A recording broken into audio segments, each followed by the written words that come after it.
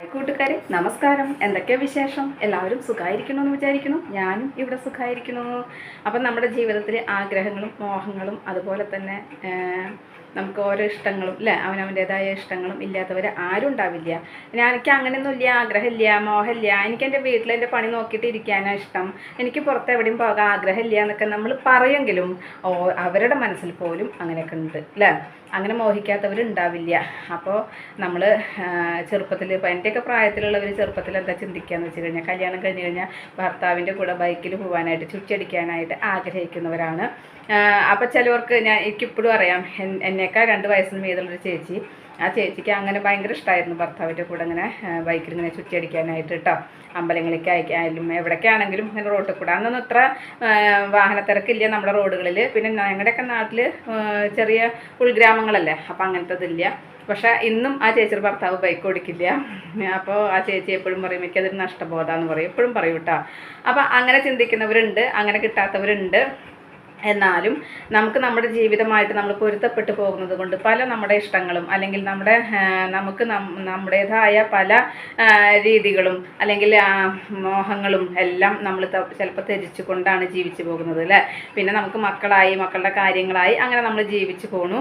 അപ്പോൾ അങ്ങനെയൊക്കെ മോഹഭംഗങ്ങളില്ലാത്തവർ, എനിക്ക് അങ്ങനെയൊന്നും ഇല്ല എന്ന് പറയുന്നവരുണ്ടെന്നുണ്ടെങ്കിലും അത് വെറുതെയാണ്. എല്ലാവർക്കും ഒരു നിമിഷമെങ്കിലും ചിന്തിക്കാത്തവരുണ്ടാവില്ല അല്ലേ. അപ്പോൾ എനിക്കും അങ്ങനെയൊക്കെ തന്നെയാണ്. എൻ്റെ സാഹചര്യങ്ങൾ അങ്ങനെ പോയത് കൊണ്ട് കൂടുതൽ എനിക്ക് ഏട്ടൻ്റെ ഒപ്പം എവിടെയും ചുറ്റിയടിക്കാനോ നടക്കാനോ കാര്യങ്ങൾക്കോ ഒന്നും പറ്റിയിട്ടില്ലെങ്കിലും ഇപ്പോൾ എനിക്ക് എൻ്റേതായ ആരോഗ്യം ഈ സമയത്തുണ്ട്. ഇന്ന് സ്ത്രീകൾ മാത്രമായിട്ട് ഒരുപാട് സ്ഥലങ്ങളിലേക്ക് ടൂർ പോകുന്നുണ്ട്. അങ്ങനെയൊക്കെ പോകുന്ന കൂട്ടത്തിൽ പോകാൻ പോലും പറ്റാത്തൊരവസ്ഥയിലാണ് ഞാൻ കേട്ടോ. അപ്പോൾ ആ മോഹങ്ങളെല്ലാം എൻ്റെ ഉള്ളിൽ ഒതുങ്ങി കിടക്കുന്നുണ്ട്. ഞാൻ അതിനെക്കുറിച്ച് ചിന്തിക്കണില്ല, ചിന്തിക്കാൻ എനിക്ക് സമയമില്ല. അതുകൊണ്ട് എനിക്കതൊരു നഷ്ടങ്ങളായിട്ട് തോന്നാറില്ല. എങ്കിലും ചിലപ്പോഴൊക്കെ ചില നിമിഷങ്ങളിൽ എനിക്ക് തോന്നിപ്പോകാറുണ്ട് കേട്ടോ. അപ്പോൾ എവിടേക്കെങ്കിലും ഞാൻ പറയാം, കുറേ നമ്മൾ കാഴ്ചകൾ കാണാനോ സ്ഥലങ്ങളിലേക്കോ യാത്രകളുടെ കാര്യം മാത്രമല്ല, അമ്പലങ്ങളുടെ കാര്യമുണ്ട് കേട്ടോ. എനിക്ക് എന്നും എൻ്റെ ഗുരുവായൂരപ്പനോട് പറയാൻ ഒന്നേ ഉള്ളൂ, ഒരു 2 മണിക്കൂറെങ്കിലും ഗുരുവായൂരപ്പ നിൻ്റെ അടുത്ത് വന്നിട്ട് എൻ്റെ കണ്ണൻ്റെ അടുത്ത് ഇങ്ങനെ കുറച്ച് സമയം ചിലവഴിക്കാനായിട്ട്. ദിവസം മുഴുവൻ ചിലവഴിക്കണം ഞാൻ പറയണില്ല, ഒരു 2 മണിക്കൂറെങ്കിലും സ്വസ്ഥമായി മനസ്സമാധാനമായി നിൻ്റെ അടുത്ത് ഇങ്ങനെ ഇരിക്കാൻ എനിക്ക് പറ്റിയെന്നുണ്ടെങ്കിൽ നിന്നോട് എനിക്ക് ഒരുപാട് കാര്യങ്ങൾ പറയാനുണ്ട്. നിന്നോട് എനിക്ക് നമുക്കൊന്നും നാവ് കൊണ്ട് പറയാൻ സാധിച്ചില്ല, വാക്കുകൾ കൊണ്ട് പറയാൻ സാധിച്ചില്ലെങ്കിലും മനസ്സുകൊണ്ട് ഒരുപാട് പറയാനുണ്ടാവും അല്ലേ. പിന്നെ മാത്രമല്ല, അപ്പം ഞാൻ ചിന്തിക്കും, എൻ്റെ വീട്ടിലിരുന്നാലും ഇപ്പം എൻ്റെ എല്ലാ കാര്യം ഗുരുവായൂരപ്പനെ അറിയാം, ഒന്നും ഞാൻ പറയേണ്ടതായിട്ടില്ല. എന്നാലും നമുക്ക് ചിലപ്പോൾ ആ ഒരു മണ്ണിൽ കാല് കുത്താനായിട്ട് എനിക്ക് ഒരുപാട് മോഹമാണ് കേട്ടോ. ഗുരുവായൂരപ്പൻ്റെ മണ്ണിൽ കാല് കുത്താനായിട്ട്, അവിടെ കാല് കുത്തിയാൽ തന്നെ നമുക്കൊരു പ്രത്യേക വൈബാണ്, പ്രത്യേക ഫീലിംഗ് ആണ് അല്ലേ. ആ ഒരു സമാധാനം, ആ ഒരു സന്തോഷം എന്താണെന്നുള്ളത് പറഞ്ഞറിയിക്കാനായിട്ട് പറ്റില്ല. അപ്പോൾ എനിക്കത് വല്ലാത്തൊരു ഫീലിംഗ് തന്നെയാണ് കേട്ടോ. അപ്പോൾ ആ ഒരു മനസ്സിലൊരു സങ്കടം, ആ ഒരു വിഷമം എനിക്ക് ഒരുപാടുണ്ട് കേട്ടോ. അപ്പോൾ ഏറ്റവും കൂടുതൽ ഒന്നാമത്തെ വിഷമം അതാണ്. പിന്നെ അപ്പോൾ നമ്മൾ പലരും പല അമ്പലങ്ങളിലേക്ക്, തിരുപ്പതി പോവുക, മൂകാംബികയിൽ പോവുക. അപ്പോൾ പറയും മൂകാംബിക ദേവിയുടെ അടുത്ത് നമ്മൾ എത്തണം എന്നുണ്ടെങ്കിൽ അമ്മ ചിന്തിക്കണം എന്ന് പറയും. അമ്മ ചിന്തിച്ചാലും ഇല്ലെങ്കിലും എനിക്ക് അങ്ങനെ ഒരു സാഹചര്യം കിട്ടിയാലല്ലേ പോകാൻ പറ്റുള്ളൂ. അതുപോലെ തന്നെ അങ്ങനെ പല അമ്പലങ്ങളുടെ കാര്യങ്ങൾ ഞാൻ ചിന്തിക്കാറുണ്ട്. അത് മാത്രമല്ല, നമുക്ക് ഒരുപാട് പേര് ഒരുപാട് സ്ഥലങ്ങളിലേക്ക് ടൂർ പോകുമ്പോൾ അപ്പം മനസ്സുകൊണ്ട് ചിലപ്പോൾ തോന്നാറുണ്ട് കേട്ടോ, പോകാൻ സാധിച്ചിരുന്നെങ്കിൽ, അല്ലെങ്കിൽ എനിക്കങ്ങനെ. അപ്പം ആ സമയങ്ങളിലൊക്കെ ചിലപ്പോൾ ശരിക്കും എനിക്ക് തോന്നാറുണ്ട്, നമുക്ക് നമ്മുടേതായിട്ടുള്ള ഒരാളില്ലാത്തത് കൊണ്ടുള്ള ബുദ്ധിമുട്ട്, അല്ലെങ്കിൽ നമ്മൾ തനിച്ചായിപ്പോയി, അല്ലെങ്കിൽ നമുക്ക് ശൂന്യതയിലേക്ക് നമ്മൾ താഴ്ന്നു പോയ പോലെ ആ ഒരു വിഷമം എനിക്ക് പലപ്പോഴും അനുഭവപ്പെടാറുണ്ട് കേട്ടോ. അപ്പം ഞാൻ അങ്ങനെ ചിന്തിക്കുന്നുണ്ടെങ്കിലും ചിലപ്പോൾ ഭർത്താവ് കൂടെയുള്ള ഒരുപാട് പേർക്ക് പോകാൻ പറ്റാത്തവരുണ്ട്, അല്ലെങ്കിൽ കൊണ്ടുപോകാത്ത ഭർത്താക്കന്മാരുണ്ട്. അഥവാ നമ്മളെ ടൂർ കൊണ്ടുപോകുന്ന ഭർത്താക്കന്മാരാച്ചാൽ വെറുതെ ടൂർ കൊണ്ടുപോയോണ്ട് കാര്യമില്ല. പോകുന്ന കൂട്ടത്തിൽ നമുക്ക് പല ഉപദ്രവങ്ങൾ, അല്ലെങ്കിൽ മദ്യപാനശീലമുള്ളവരാച്ചാൽ അങ്ങനെ മദ്യപിച്ച് ബഹളം ഉണ്ടാക്കുന്നവർ, അല്ലെങ്കിൽ ദേഹോപദ്രവം ഏൽപ്പിക്കുന്നവർ, അങ്ങനെ ഒരുപാട് പേരുണ്ട്. അപ്പോൾ ചിലപ്പോൾ മറ്റുള്ളവരുടെ മുൻപിൽ നമ്മൾ നന്നായിട്ട് ജീവിക്കുന്നവർ അവരുടെ ഈ സ്വഭാവം കാണുന്നത് എങ്ങനെയാണ്, ഇങ്ങനെ കൂട്ടത്തോടു കൂടി മറ്റുള്ളവരുടെ കൂട്ടത്തോട് ഇങ്ങനെ പോകുമ്പോഴായിരിക്കും അവരറിയുക, ഇയാൾ ഇങ്ങനെയാണല്ലേ, അല്ലെങ്കിൽ ഇവൾക്ക് ഇങ്ങനെയാണല്ലേ എന്നുള്ളത്. അപ്പോൾ അങ്ങനെ അറിയുമ്പോൾ ചിലർക്കൊരു സഹതാപം ആ വ്യക്തിയോട് തോന്നും, അല്ലെങ്കിൽ ആ സ്ത്രീയോട് തോന്നിയിട്ട് പറയും, അയ്യോ ഇങ്ങനെയൊന്നും ഞങ്ങൾ അറിഞ്ഞില്ല, അല്ലെങ്കിൽ അങ്ങനെയാണെന്ന് പറയും. പക്ഷെ ആ സ്ത്രീയുടെ മാനസിക വിഷമം അപ്പോൾ എത്രയായിരിക്കില്ല. അപ്പോൾ അങ്ങനെയുള്ളവർക്ക് തോന്നും ടൂറും പോണ്ട, ഒന്നും പോണ്ട, വീട്ടിൽ വീട്ടിൽ കഞ്ഞി എള്ളിച്ചാലും കുടിച്ചിട്ടിരിക്കുകയാണ്. പക്ഷെ അവർക്ക് വീട്ടിലും സമാധാനം ഉണ്ടാവില്ല. എന്താ കാരണം എന്ന് വെച്ച് കഴിഞ്ഞാൽ സദ്യ തന്നെ ഒരുക്കിയിട്ടുണ്ടാവും, പക്ഷെ ഒരു നേരം ഭക്ഷണം കഴിക്കാൻ പോലും പറ്റാത്ത സാഹചര്യമാണ് അവർക്ക് ഉണ്ടാവുക. ഒന്നും അതെടുത്ത് വലിച്ചെറിയുന്ന ഭർത്താവ്, അതല്ലാന്നുണ്ടെങ്കിൽ ഈ ഭക്ഷണം പാചകം ചെയ്ത് കഷ്ടപ്പെട്ടതൊക്കെ ഉണ്ടാക്കി വെച്ച ഭാര്യയ്ക്ക് ഒരു തൊഴിലും ഒരു മനസ്സമാധാനം കൊടുക്കാത്തൊരു ഭർത്താവ്, തുള്ളി വെള്ളം കുടിക്കാൻ പോലും സാഹചര്യം ഇല്ലാത്ത രീതിയിലാവും അല്ലേ. അപ്പം അങ്ങനെയുള്ള ജീവിതത്തിനൊക്കെ ഭേദം ആ ഭർത്താവ് ഇല്ലാതിരിക്കുന്നതായിരിക്കും. പക്ഷെ അപ്പോൾ അവരിപ്പോൾ ധാരാളമായിട്ട് പല സ്ഥലങ്ങളിലേക്ക് പോക്കും. അപ്പോൾ എല്ലാവരും പറയും, അങ്ങനെയുള്ള 2-3 ആൾക്കാരെ കണ്ടപ്പോൾ അപ്പോൾ എല്ലാവരും പറഞ്ഞു അയാൾ ജീവിച്ചിരുന്നപ്പോഴാണ് അവർക്ക് ബുദ്ധിമുട്ടുണ്ടായിരുന്നത്, മരിച്ചു പോയപ്പോൾ അവർ സുഖമായിട്ട് ജീവിക്കുന്നു. ശരിയാണ്, അങ്ങനെ ജീവിക്കുന്നവരും ഉണ്ട് അല്ലേ. അപ്പോൾ ജീവിതം എന്ന് പറയുന്നത് ഓരോരുത്തർക്കും ഓരോ രീതിയിലാണ് അല്ലേ. നമുക്ക് നമ്മുടെ കൂട്ടത്തിൽ അല്ലെങ്കിൽ നമുക്ക് കിട്ടുന്ന ആൾ നന്നായിരിക്കാനും വേണം നമുക്ക് ഭാഗ്യം. അപ്പോൾ എത്രയൊക്കെ നല്ലവനാണ് അല്ലെങ്കിൽ എന്തൊക്കെ ഭർത്താവ് ഉണ്ടെന്ന് പറഞ്ഞിട്ടും ചിലപ്പോൾ നമ്മളോടൊത്ത് കൂടാത്ത ഭർത്താവാണെന്നുണ്ടെങ്കിൽ, അല്ലെങ്കിൽ ഭാര്യ ചിരിക്കുന്നത് ഇഷ്ടമില്ലാത്തവരുണ്ടാവും, അല്ലെങ്കിൽ ടൂർ പോയ മറ്റുള്ളവരോട് സംസാരിക്കുന്നത് ഇഷ്ടമില്ലാത്ത ഭർത്താവ് ഉണ്ടാവും അല്ലേ. അപ്പോൾ അങ്ങനെയൊക്കെ ആകുമ്പോഴും ബുദ്ധിമുട്ടാണ്. അങ്ങനെയുള്ളവരുടെ കൂട്ടത്തിൽ ടൂർ പോയാലും കഷ്ടമാണ് അല്ലേ.